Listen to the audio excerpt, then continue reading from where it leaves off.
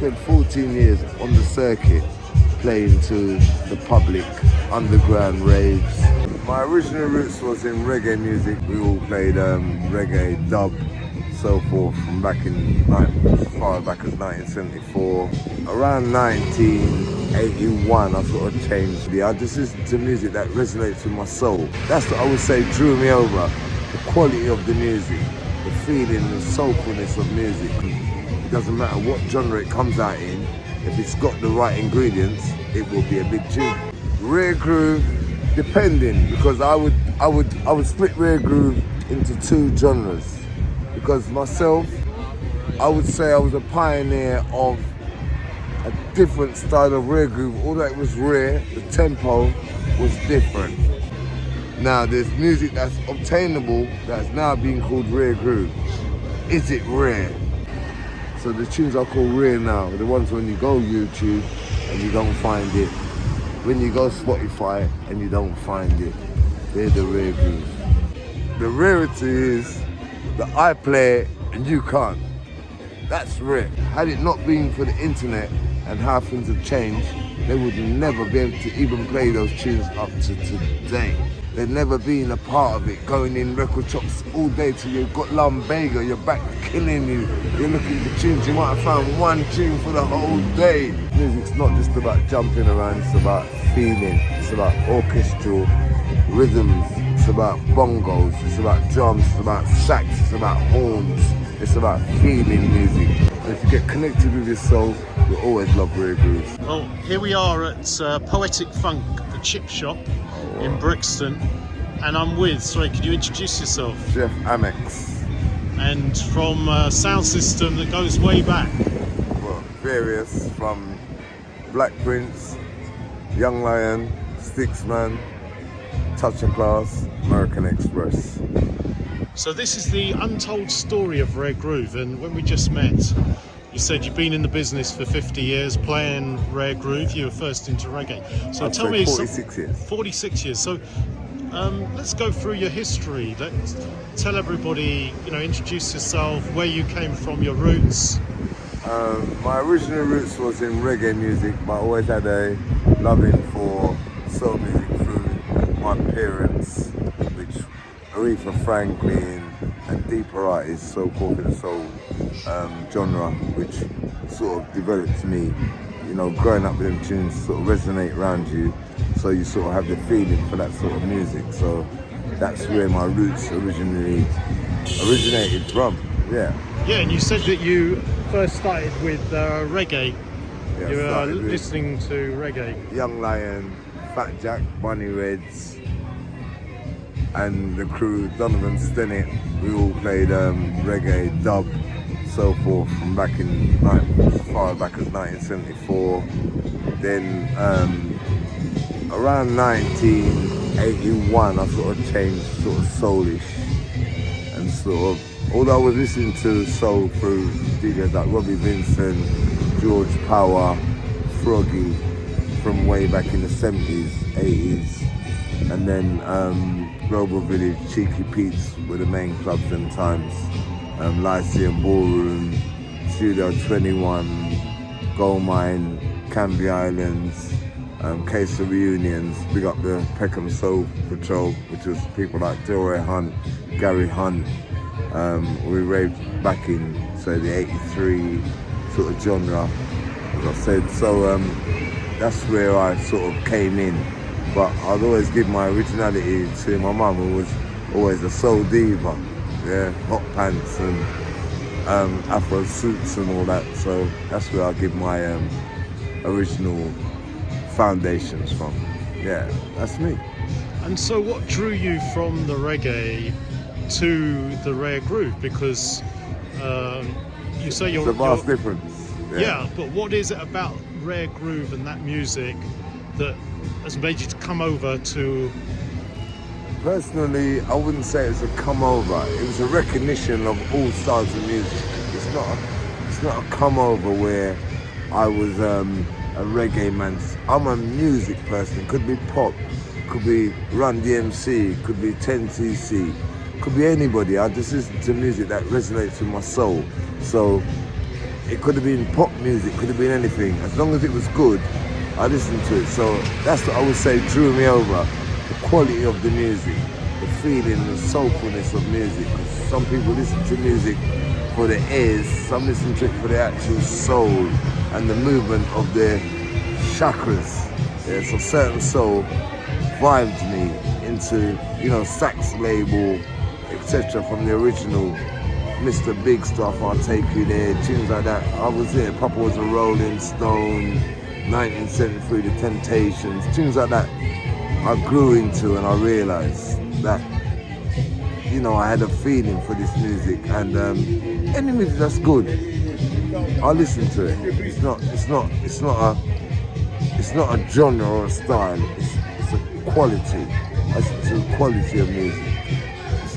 It doesn't matter to me if it's a pop record, it could be Lavi Sifri, it could be anybody. A tune that resonates and it's got feelings. It's just got feelings, and it doesn't matter what genre it comes out in. If it's got the right ingredients, it will be a big tune. Yeah.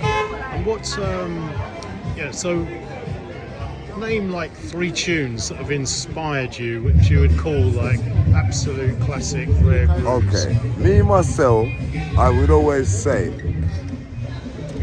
yes sir, respect. I would always say, I find it a wrong procedure to name 3 tunes out of all the billions and millions of tunes True, I've I heard. agree with that. I would think it's an insult to any artist I've ever listened to put any one of them particularly in an order of first. No, that wouldn't be befitting of all the efforts what artists have put in. You can't have a favourite artist or a favourite tune, or you'll have a tune you like for the moment, you'll have a tune for the ingredients, but you can't always say, well, I would never say that was my tune or that. No, there's too many prolific artists out there. I totally get you, but this documentary is going out to people who may not know anything about Regroup. So it's an education to the next generation who don't know much about music. So that's why I ask everyone to name a couple of tunes. I personally, as a DJ, was being playing for so long, I couldn't befit the bill there. I couldn't insult great artists, Curtis Mayfield, Willie Hutch. You've got too many genres of great artists. You're gonna go different, Louis Armstrong, you wanna go anywhere, 10cc, you wanna go anywhere, Pink Floyd. You cannot name 3 art. I challenge any person connected to music to name 3 of their favourite all-time tunes. They'll be lying. Shall we do 10 then?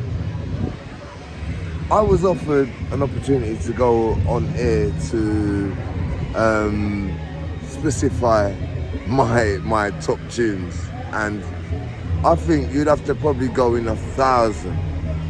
You couldn't do 10. I like you couldn't that. do 20. I like that. Top There's too many prolific, specific artists out here to say you got 3. I challenge any DJ, what's 3?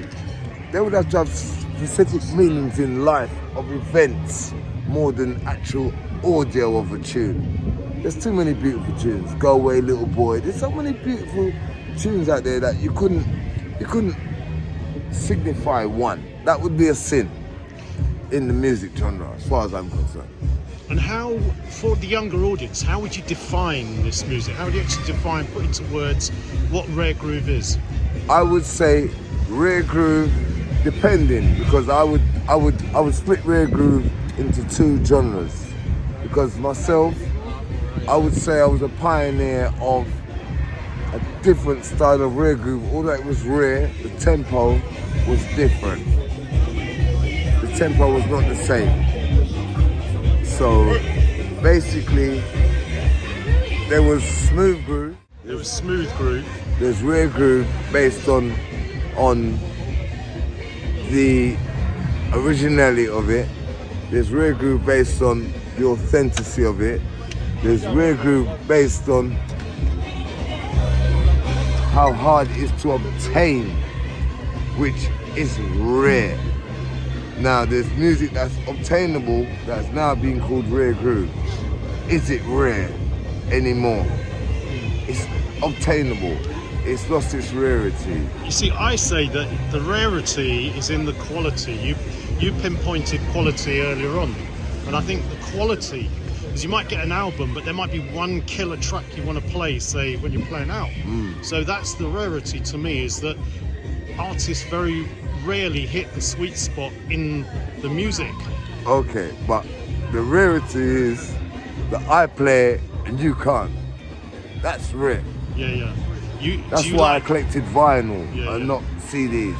A lot of the DJs that's come into the business playing CDs, no disrespect to them, but when I was bending my back in second-hand shops looking for tunes, they weren't there. They couldn't play the tunes, and had it not been for the internet and how things have changed, they would never be able to even play those tunes up to today. But now, the internet is so diverse and we can duck in, have a couple of friends, be a DJ, but never really being part of the real protocol of it. They've never been a part of it, going in record shops all day till you've got lumbago, your back killing you, you're looking for tunes, you might have found one tune for the whole day. 80s, 70s collectors, it's all changed, and it's become an open market that, as I said, you've got friends, you could be a DJ. You never put in any work into the actual game, what DJing was all about, but you could become a qualified DJ through friends, not through quality of music, not through genre, not through knowledge of artists, but through friends. That's where I lost a lot of the love for the people who are not Puritans. Yeah, because you've got people playing CDs. You can play anything on a CD. You can download it on YouTube. So the tunes I call rare now are the ones when you go YouTube and you don't find it. When you go Spotify and you don't find it, they're the rare grooves. You know, I spent 14 years on the circuit playing to the public, underground raves, etc., etc. And it's changed. It's changed, and where I am, I play with a lot of DJs and I'm probably 10 years older than them, so a lot of the real classics, it's gone over the head. It doesn't mean anything to them because it's not bumping in the same groove as they are now accustomed to. So you've got I wouldn't say the lunatics taking over the asylum, because I wouldn't want to disrespect anybody, but the people who've come and seen the originals now are trying to show the originals originality. It's never gonna work. Where can people find you? www.colourfulradio.com. They can find me on Geoff Amex Facebook. I do live podcasts. They do get cut, and you can find me also on Twitch. Only for the over 50s or the knowledgeable in music. But for the next generation, because this interview and this documentary, the idea is to pass the baton down, because at some point we'll be gone and our record collections will go into the record shops and they'll be eaten up by unscrupulous dealers. So what would you say to the next generation? How are you going to pass the baton down to the next generation so this music lives on? What I would say to the next generation is get some soul.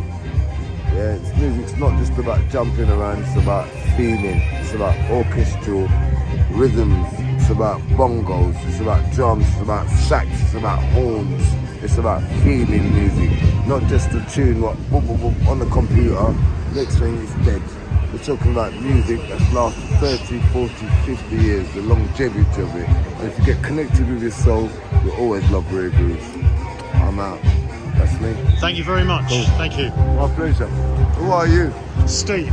Steve I go under the name Too Damn Funky. Too Damn Funky. And you'll be able to watch this on raregroove.com. If you go to raregroove.com, you'll be able to see the documentary. I'll look for it. Cool. Cool. All right, nice one.